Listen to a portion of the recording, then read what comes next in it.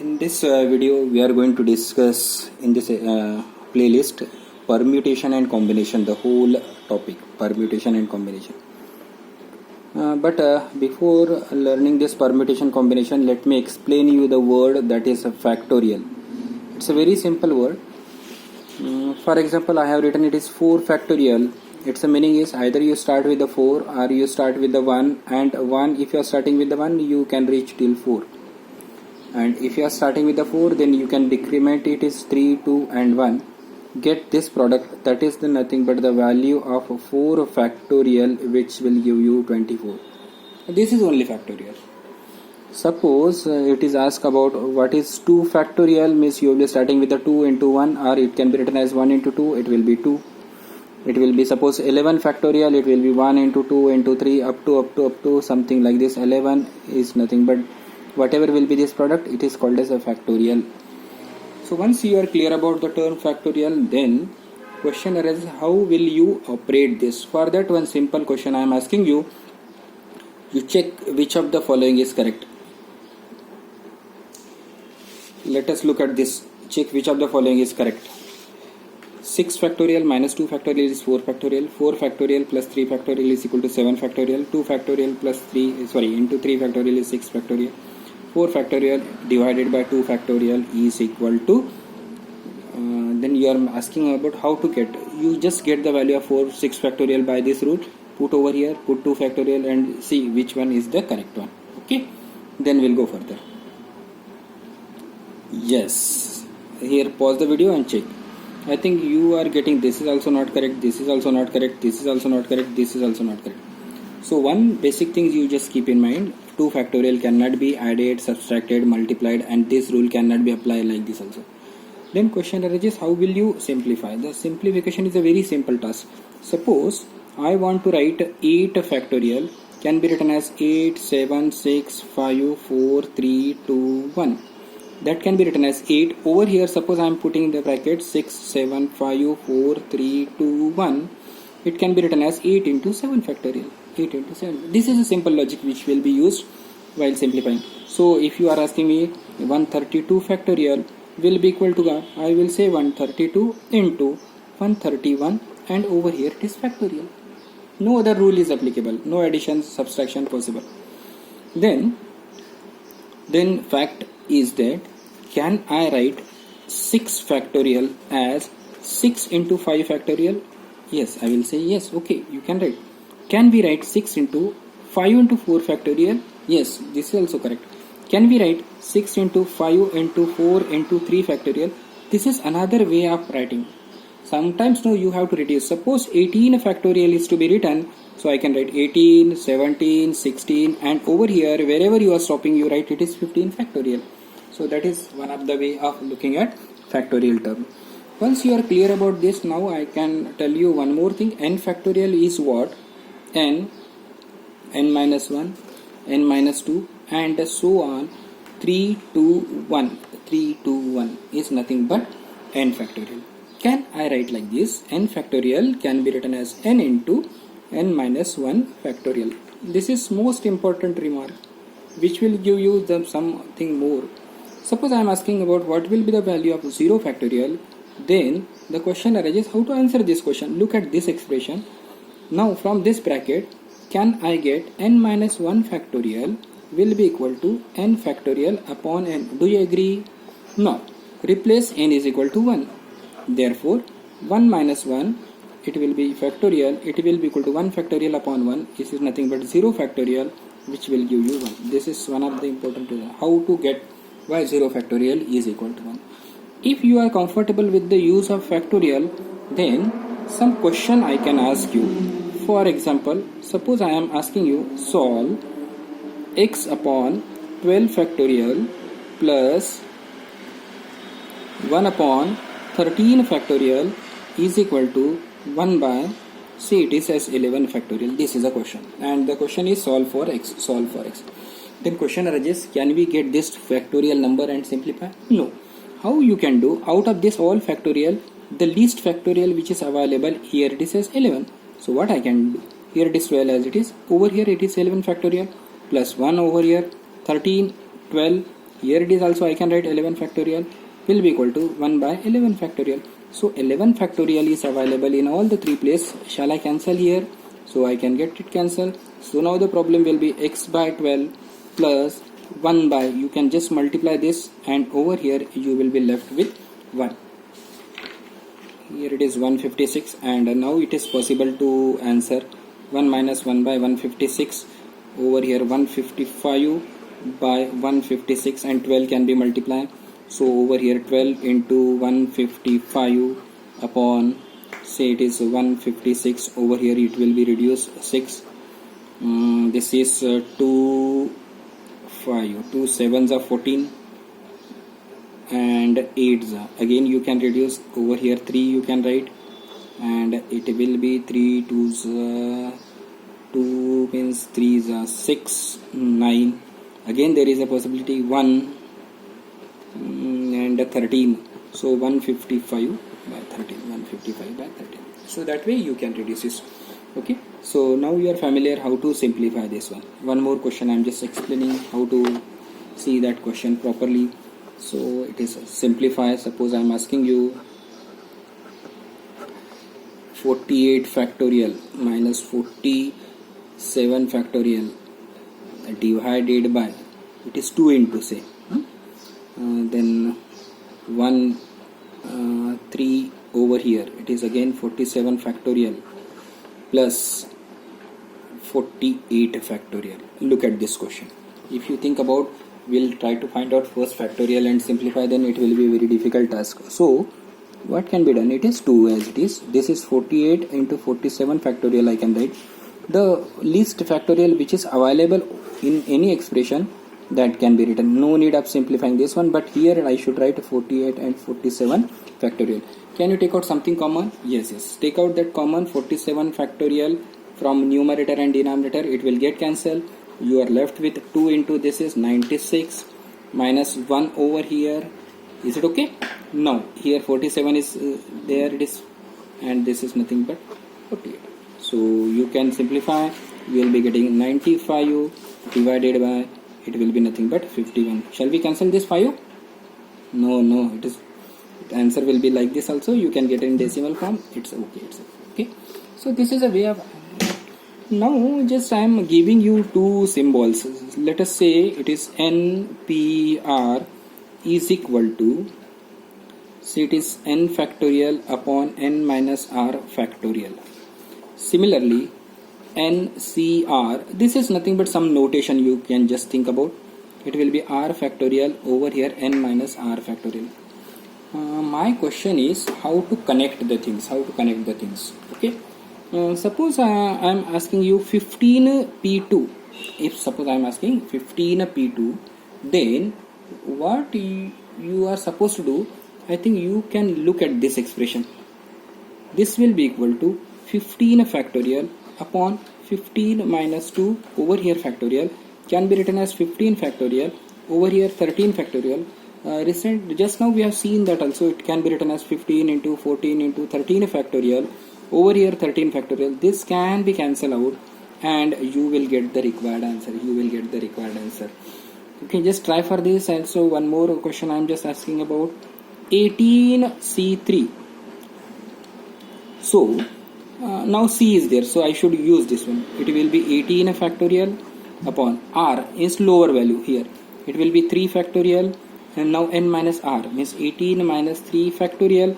Just let me write here, it is 18, this is 17, this is 16, and this is 15 factorial. I am just stopping here. You may be now knowing why I am doing like this, because here you will be getting 15 factorial. So this also 15 factorial will get cancelled.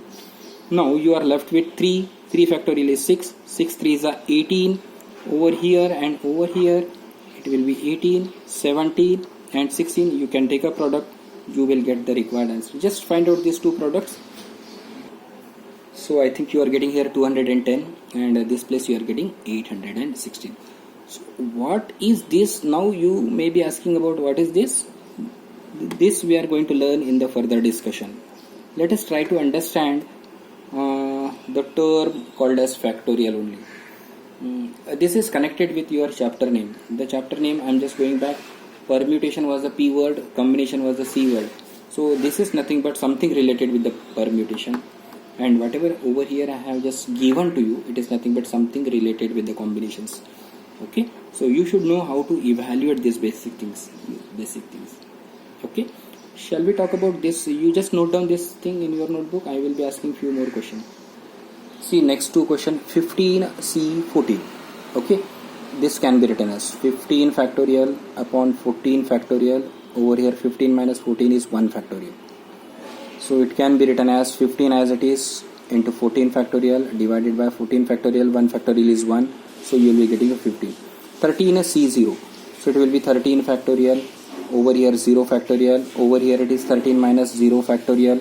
This can be written as 13 factorial. 0 factorial is already known. It will be nothing but 13 factorial, and you will be getting the answer as well. So based on that, can you tell me what is NC0, what is NC1, what is NCN? Similarly, NP0, NP1 and NPN. You know that P remark and C remark. Get this value. Just pause the video and just try to find out these values. Okay, then we'll cross check. See whether you are getting the answer like this. NC0 is 1, NC1 is N, NCN is 1, NP0 is 1, NP1 is N, and NPN is N factorial. So this is only to be familiar with the term called as factorial. Now I'm just sharing something. It is called as fundamental principle of counting. Fundamental principle of counting. Okay, this fact I am going to discuss. This principle is helping you to count any procedure. How many times something has happened. If it is there, then we have to use this technique. Let us look at this one. What do you think about? Are we going to make Rangoli over here? No, not that. So my question is, I am asking you to get the count of this one. How many dots are there? I am just helping you to count it. Is okay? 1, 2, 3, 4, 5, 6, 7, 8, 9, 10, 11, 12, 13, 14, 15, 16, 17, 18, 19, 20. Likewise, I will count out and then I will get a number that there are 48 dots are there. Do you have any other approach? Yes. What you are saying? There are 8 dots in the first row, and this is repeated how many times? 1, 2, 3, 4, 5, 6. So you can say 8 dots repeats 6 times. So if anything is happening, there are 8 into 6. So you will get. So in general, I am just talking about what is fundamental principle. If m things are repeating n times, then total possibilities will be nothing but mn. This is the rule, nothing else. No issue about that also. No. Now let us look at this paper. On this paper, can you see where I am writing and explaining to you? On this paper, there are this dots are there. Now I am going to make hole from here. Listen, one of the here it is hole, and how many holes will be there for this one paper? 48. Suppose I have similarly 10 papers are there. So I am asking how many dots will be there in all. So your answer will be 480. So on the same line, this fundamental principle of counting also can be extended, and if it is written like this, if m things are happening n times and the whole process repeats p times, then the total possibilities is nothing but m and p. Then the total possibilities will be equal to m and p. So that is a simple rule to get this. Look at this one. These are the 3 locations A, B and C. There are 3 modes of transport from A to B. How many? three modes of transport. And from here to here, there are two modes of the transports are there. Now my question is, how many ways you can go? Suppose I am talking about this is the T1, T2, T3.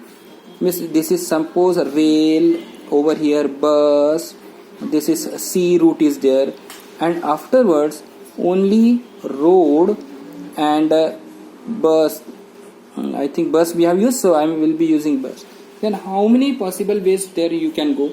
From here it is rail, again with rail A to C if you want to reach. One can start with the rail here and use B. Here bus over here and bus over here. Bus to rail. Again both the places bus. Over here C route then rail. Here C route and then B. This many way you can try from starting with A and reaching to the C. But instead of writing this, suppose I am asking you to write, then only you will be writing. But I told you it is only counting. So from A to B, there are three possibilities, and from B to C, there are two possibilities. So in all, I can travel from A to B in six different ways. Okay. So this is a way of looking at this question. I'm just going to show something else. One more example I'm going to share for understanding of fundamental principle of counting. Look at the scenario. What may be this? No, it is not capacitor and all, nothing like that also. This is a top view of a building where that room is having the four entrance. Say A is the entrance, where from you can go here. A, B, C, D. These are the four entrance, and X and Y. These are the exit. Okay. Now I can ask you, how many ways you are here initially? Let us try to understand. You are here. You will be entering from this gate and exiting from here. This is a one way of going into the room and coming out. How many ways this can be done? Entering over here, this is one way. From here you can enter B, you can exit from here. So if you wish to answer this, there are four entrances are there, and exit. There are two exits, so there are total possibilities will be nothing but 8 different ways you can do this trial and error. Okay. Now just I am asking you another question. Try to understand this question. This is the first scenario. You can draw this figure and write down the answer. The question is, how many ways a person can enter into a room which will be having 4 entrance and exit the room which will be having 2 exits. Another situation in the same figure I want to explain you. You have to travel. Now listen here. You have to start from here, enter from any one of the room, exit over here, again come back this way and reach here only. This will be the complete procedure. Now if this is the question, then what will be the answer? See here, 4 times entrance, 2 times exit, 2 times entrance, 4 times exit. That means your fundamental answer is 4 into 2 into again 2 times entrance, 2 times 4 times exit. So this is possible in 64 ways. 64 ways you can do this one. Okay. Something new I am sharing now. This is the second case. Second illustration from the same figure. Now again you are here. Try to understand. You are here only. Now you are entering into this room and exiting out. Now from this side also you are entering again and exiting and coming back to the same place, but condition is do not use the same door which you have used earlier. I am repeating, from here to here, coming back from here to here, but do not use the same door which you have used. Now how to answer this one? I am just explaining this point over here. Third one, in the same figure it is there. So 4 times entrance, there is no issue. 2 times exit. Now you are here. Now out of these 2 doors, maybe you have used one of the door, so that door cannot be used.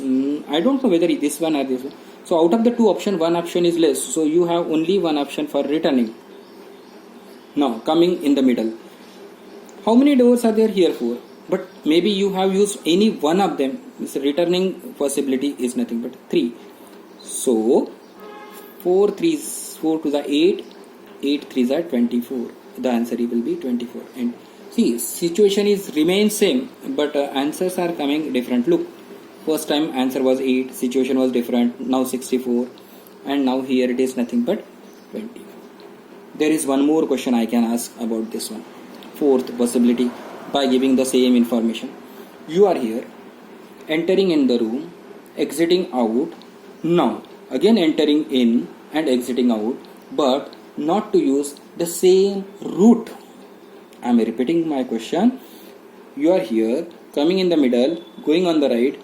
You are now here, into the room again and coming back to this place, but not to use same route. How to answer this question? How many ways you can go from P to Q? How many ways you can go from P to Q? That is 8 different ways you can over here. It is 8 ways. Now, out of the 8 way, while returning, you cannot use the same route which you have followed. So, while coming, how many routes will be there? 7. So, total number of the possibilities are 56. That means, this type of question, whenever it is framed, then you have to think about logically how to answer the question properly. Is it okay? This is nothing but that fundamental principle of counting. Okay, we'll continue further.